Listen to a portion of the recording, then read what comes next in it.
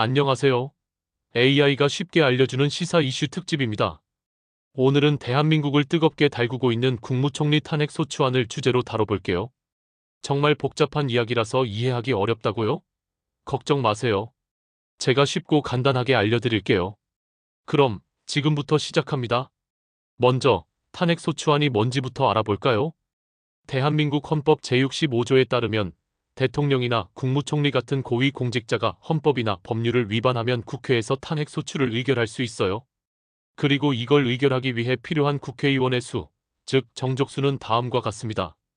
대통령 제적의원의 3분의 2 이상 찬성 300명 중 200명 이상, 국무총리 및 국무위원 제적의원 과반수 찬성 300명 중 151명 이상.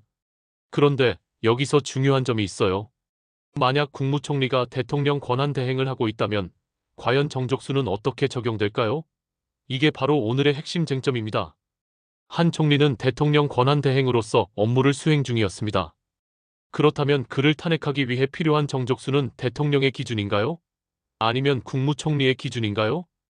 헌법재판연구원의 해석에 따르면 다음과 같아요.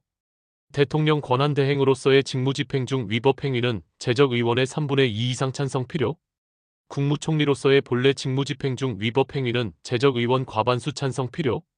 국회에서는 한 총리에 대한 탄핵 소추안을 제적의원 과반수 찬성으로 가결했습니다. 여기서 헌법재판소가 어떻게 판단할지가 중요해집니다. 그렇다면 한 총리의 탄핵 사유는 무엇일까요? 이번 탄핵 소추안에는 여러 가지 이유가 포함되어 있습니다. 하나씩 살펴보죠. 대통령의 법률안 거부권 행사에 관여한 것으로 대통령의 이해충돌 가능성이 있는 법률안 거부권 행사를 지원한 것이 문제라고 지적되고 있어요.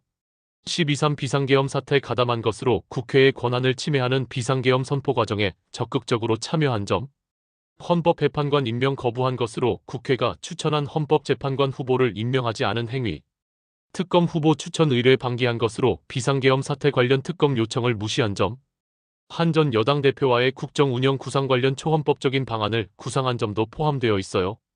이 사유들로 인해 국회는 한 총리에 대한 탄핵 소추안을 의결했습니다.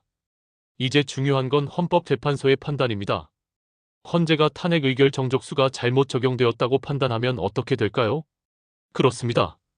탄핵 소추 자체가 무효가 될 수도 있습니다. 반대로 정족수가 적절하게 적용되었다고 판단하면 탄핵 심판 절차가 본격적으로 진행됩니다. 헌법재판소는 이 문제를 아주 신중하게 검토할 거예요. 이번 헌재의 결정은 단순히 한덕수 총리 개인의 문제가 아니에요. 대통령 권한대행의 탄핵 절차에 대한 중요한 선례를 남기게 될 거예요. 앞으로의 정치적 상황을 어떻게 변화시킬지 정말 궁금해지네요. 지금까지 AI가 알려주는 시사문제 특집이었습니다. 이해하기 어려운 시사문제, 앞으로도 쉽고 정확하게 알려드릴게요. 구독과 좋아요 꼭 눌러주시고 여러분의 생각도 댓글로 남겨주세요. 감사합니다.